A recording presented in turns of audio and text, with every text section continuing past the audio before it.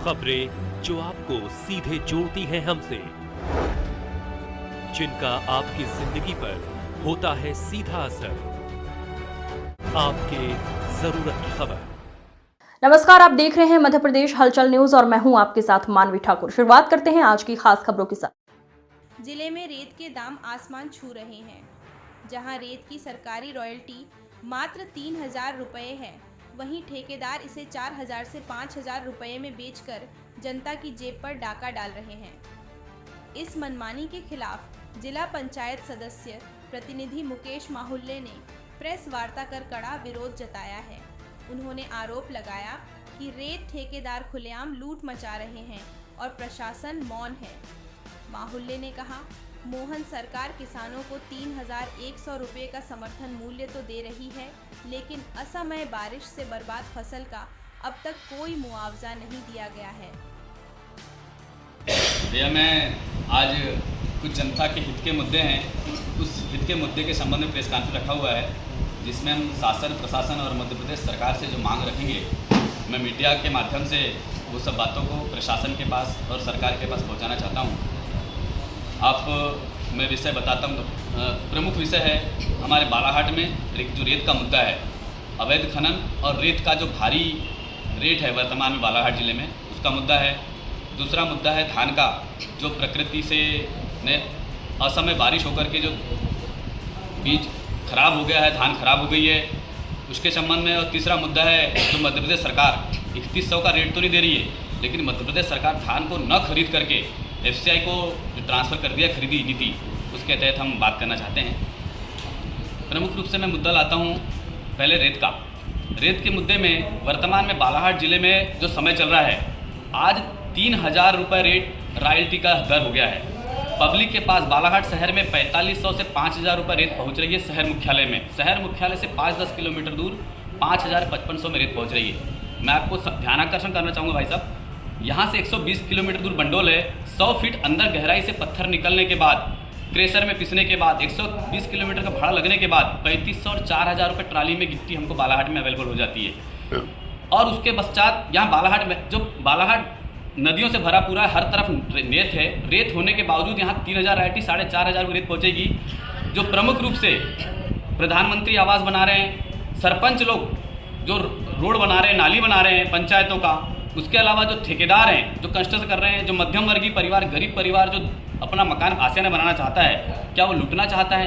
क्या बालाघाट में जितने रेत ठेकेदार आ रहे हैं, उनका मुख्य उद्देश्य सिर्फ बालाघाट की भोली भाली जनता को लूटना है? उसके अलावा दूसरा उद्देश्य नहीं है। उनकी गाढ़ी कमाई को सिर्फ लूट करके, सिर्फ माफियागिरी में, रेत माफिया, भू माफिया, शराब माफिया, ये सब माफियाओं को प्रशासन संरक्षण दे रहा है, ये हमारे समझ से परे है। क्या बालाघाट के राजनीतिक जो विधायकगण हैं, सांसदगण हैं, जनता के हित के मुद्दे में एक बार मुंह से चू नहीं बोल रहे हैं? क्या मैं राजनीतिक गणों से भी चाहूंगा कि जनता को लूटना देखना चाहते हैं? क्या मन में क्या भावना है?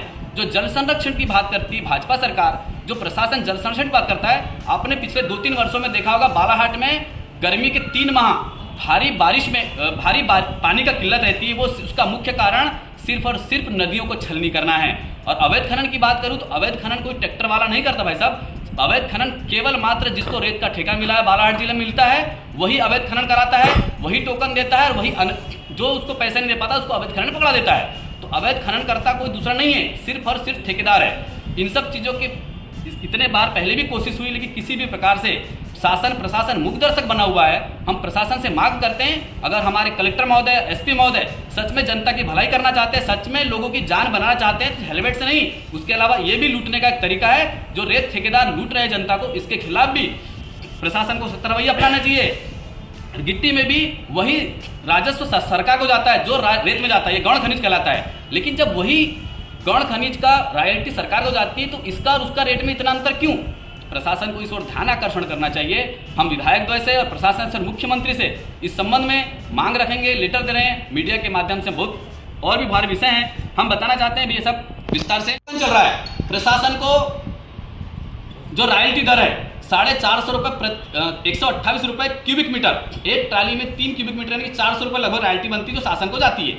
उसके अलावा अगर 1,000 रुपये रॉयल्टी रखा जाए तो 2000 रुपये में शहर मुख्यालय में रेत पहुंच जाएगी आसानी से। उसमें ठेकेदार को पैसा बचता है, लेकिन सिर्फ और लूट मचा के रखे हैं। हम बोल रहे हैं बालाहाट के अलावा तुमको जहां जो रेट बेचना है वो अलग मीटर है, लेकिन बालाहाट मुख्यालय में बालाहाट जिले वासियों को बहुत उचित रेट में दर में रेत मिले। हम प्रशासन से यही मांग करेंगे, मुख्यमंत्री महोदय से यही मांग करेंगे कि बालाघाट के जो अवैध काम अपने जीर्ण शीर्ण पर है, बहुत फल फूल रहा है, इन सब चीज़ों पर रोक लगाए, अवैध खननकर्ताओं पर रोक लगाए और जो लूट मचा के रखें बालाघाट जिले वासियों को ऐसे लूटकर्ताओं से बचाए।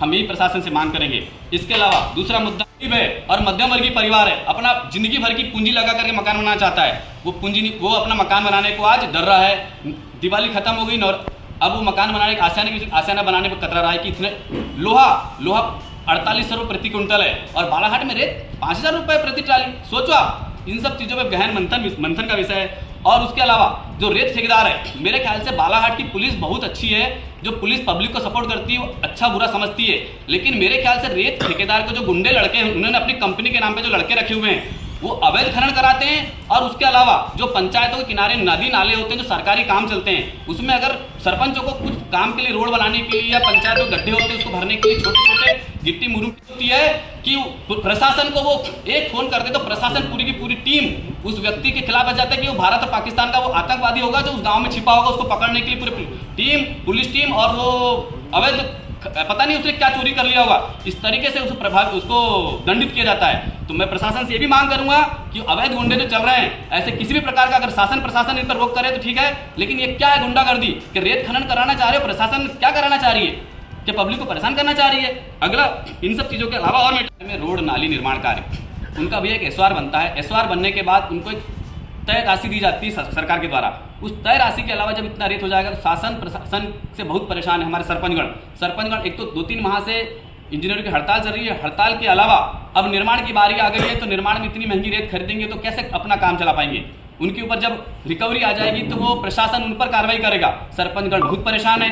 ठेकेदार, मुख्य मुद्दा हमारा बालाघाट ना ही बड़े भारी दूसरे संसाधनों से परिपूर्ण है, ना ही यहाँ उद्योग धंधे हैं। यहाँ का मुख्य व्यवसाय मजदूरी करना है, जो कि गांव आसपास के 10 गांव के लोग पारिश्रमिक करने मकान के निर्माण ठेकेदारों के पास बालाघाट में काम में आते हैं। ठेकेदार लोग इतना परेशान है, उन्होंने जो रेट में मकान का काम लिया हुआ है, इकट्ठे रेत का रेट 2000, 3000 से 5000 रुपये हो गया है। ठेकेदार बहुत परेशान है कि अपना घर बेच करके वो अपना तय राशि में अपना मकान बना के देंगे। मजदूरों को पलायन के अलावा दूसरा तरीका नहीं बचा हुआ है। पूरे मजदूर पलायन को 1 सप्ताह 2 सप्ताह हो गया, लगभग रेत का रेट बढ़ा हुआ है। पूरे मजदूर अपनी रोजी रोटी के संकट में हैं। अगला मुद्दा है आवेदन करने वाले हैं, क्योंकि प्रकृति ने असमय जो बारिश करके धान जो बारिश होकर के बालाघाट जिलों के किसानों को भारी विपत्ति का पहाड़ उठाया, उन पर उनके बीज अंकुरण आ गए, पूरी फसल खराब हो गई, उसको तो प्रशासन नहीं खरीदी करेगा। बहुत बड़ा भारी पहाड़ उठा है। हम मुख्यमंत्री महोदय से भी निवेदन करना चाहेंगे कि उसको कैसे किसानों को उसका लाभ दिया जाए, किसी न किसी रूप में लाभ। जब आंशिक लाभ मिलेगा तो किसान अपनी, चूंकि बीज वालों ने बीज बेच दिया, उनने खाद खरीद ली, मजदूरों ने मजदूरी ले ली, लेकिन किसान कर्जा लेकर के आज जब फसल खराब हो गई तो कर्जा लेके उसके पास मरने के अलावा दूसरा रास्ता नहीं बचा हुआ है। हम बालाघाट जिले के किसानों को उसको बचाने के लिए हम प्रशासन से और मुख्यमंत्री महोदय से मांग करने वाले हैं, मीडिया के माध्यम से और लेटर माध्यम से, कि उनको किसी न किसी रूप में राशि दिया जाए कि उनको संबल बने, उनकी आर्थिक सहायता हो। उसके अलावा मध्य प्रदेश सरकार के माननीय मुख्यमंत्री मोहन यादव जी का निर्णय रहा है। इसके पहले मध्य प्रदेश सरकार धान खरीदी करती थी। वो छोटी मोटी गलती किसानों, छोटे हमारे बालाघाट में छोटे मोटे किसान हैं जो छोटे छोटे धान, अगर छोटी एफसीआई को इन्होंने ट्रांसफर करके खरीदी थी, अगर एफसीआई धान की खरीदी कर दी मानक स्तर पर, तो जो बालाघाट जिले के किसान हैं वो धान नहीं बेच पाएंगे। तो हम मुख्यमंत्री महोदय से ये भी निवेदन करना चाहेंगे कि एफसीआई को न ट्रांसफर कराकर मध्य प्रदेश सरकार धान की खरीदी करे और उनको 3100 रुपये का मूल्य दे। किसान अपने जीविकोपार्जन, अपने किसानी को संबल बनाए रखे, ना कि उद्योग धंधों को और अपने आत्महत्या को मजबूर विवश न हो। यही हम मांग हम मध्य प्रदेश शासन से, बालाघाट प्रशासन से करना चाहेंगे।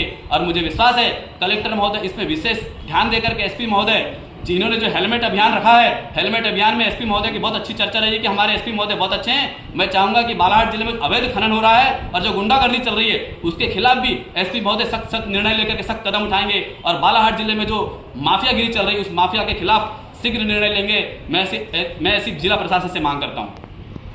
खबरों में अब तक के लिए बस इतना ही। फिर होगी आपसे मुलाकात, तब तक के लिए नमस्कार और देखते रहिए मध्य प्रदेश हलचल।